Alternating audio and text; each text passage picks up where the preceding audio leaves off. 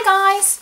So today I have another review for you, and today I want to review a classic for you, and that is Fahrenheit 451 by Ray Bradbury. And I'm actually not the type of girl who really is into classics. I've tried to read Dracula 2 times, but it just the writing style, this diary entry letters style wasn't just my thing. I can't really deal with that. And I have The Picture of Dorian Gray by Oscar Wilde, but I just didn't really started it like till today. I have the copy where there are fairy tales, they're called actually, in there. I've read some of those, but I haven't really read the actual novel. So yeah, I'm not really into classics, but this one I really love. I've read this book for school 2 years ago in English, and I wanted to reread it in German ever since because I really enjoyed it. It's a dystopian novel by Ray Bradbury, and my copy, this teeny tiny short one, which you could see on my Facebook page last week, where I had a cuteness overdose because it was so tiny. Look, it's like, it has the size of my head, and my fingers look through because it's so tiny. And this copy is from the Diogenes Publishing Company and costs €10.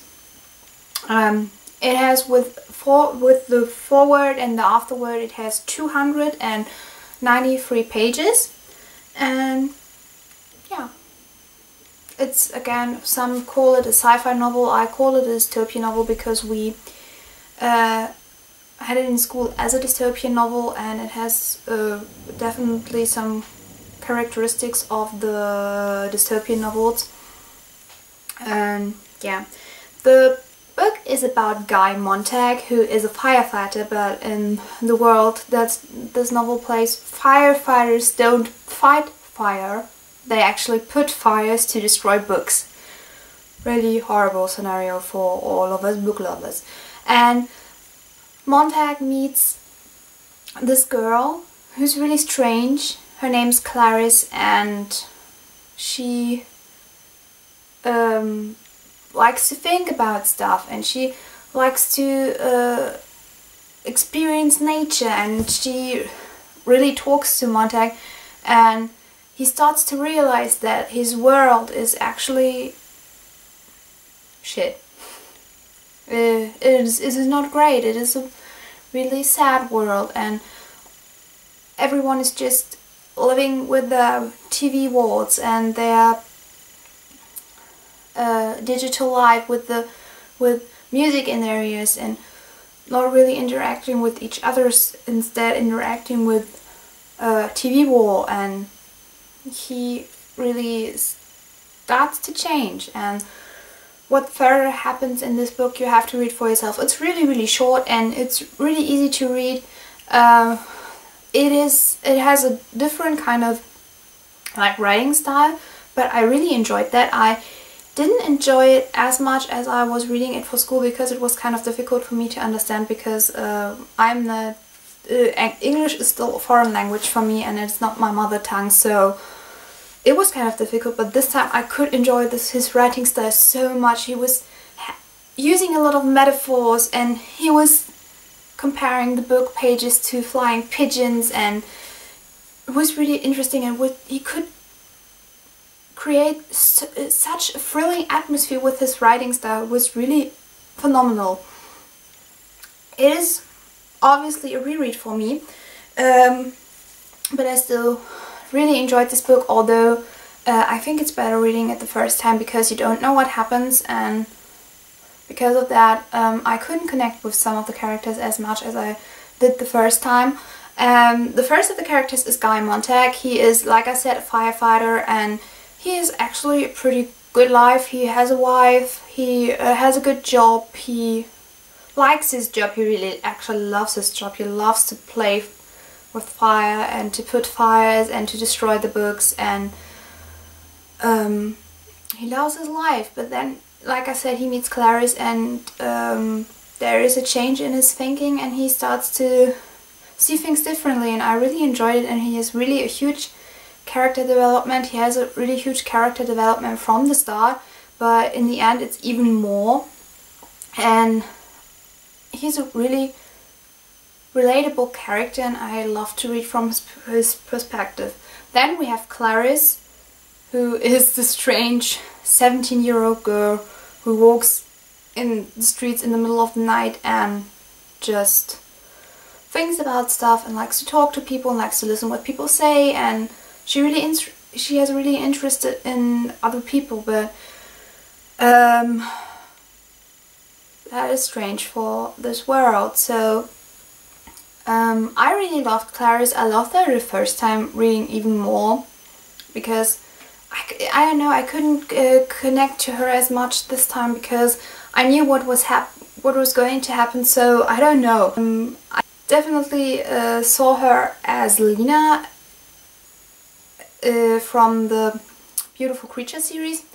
When I read this the first time, I really imagined her like having this attitude and almost looking like her, maybe different eye color, but that doesn't matter. And she was really, I don't know, I imagined her that way, but in this short time, I don't know, I imagined her somehow the same and somehow differently, and I can't really recall how I imagined her, but I like Clarice. She's really an interesting character, and it's really interesting that she thinks differently and that she stays true to it, that she swims against the stream and has no problem doing it. And her family is the same. When she first talks to Montag, she says that her uncle was thrown into prison twice or 3 times, or I don't know how many times she said, because every time he did something differently. And still, I really like Clarice. Then we have Mildred, who is the wife of Montag, and she really embraces this whole society and the TV awards. I don't know, she's a bit addicted, I think, to these TV awards. They have 3 at home, 3 or 4 are like a TV wall where she has those people talking to her that she calls the family, and where stuff happens and strange music is playing and fireworks and colors, and it's really a strange TV program actually, and she really loves that, and she actually wants to have the 4th wall turned into a TV wall as well, and she actually doesn't really care if Montag wants that or if he has the money for that. She thinks, oh, it's only that much dollar, it's only $2,000. And although she is a part of Montag's development and he really includes her into that, she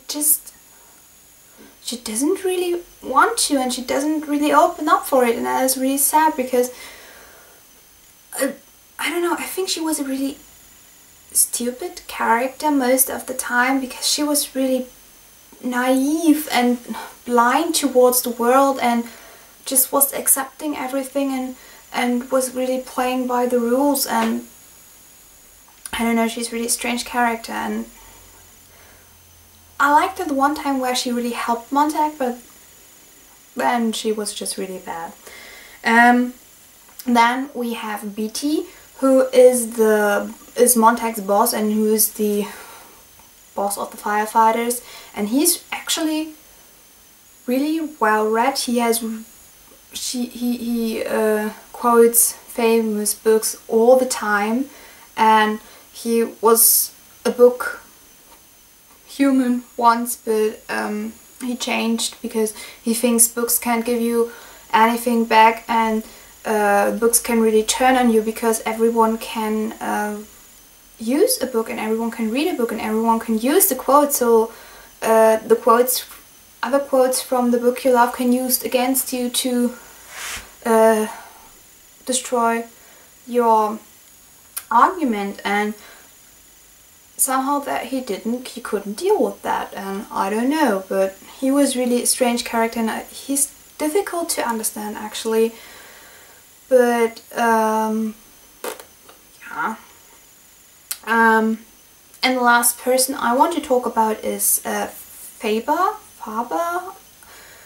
I don't know what you would call him in English, but he appears throughout the middle of the book.